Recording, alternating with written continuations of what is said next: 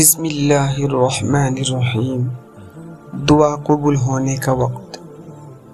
رسول اللہ صلی اللہ علیہ وسلم نے ارشاد فرمایا، جب اذان کہی جاتی ہے تو آسمان کے دروازے کھول دیے جاتے ہیں اور دعا قبول ہوتی ہے، اور جب اقامت کا وقت ہوتا ہے تو دعا رد نہیں کی جاتی۔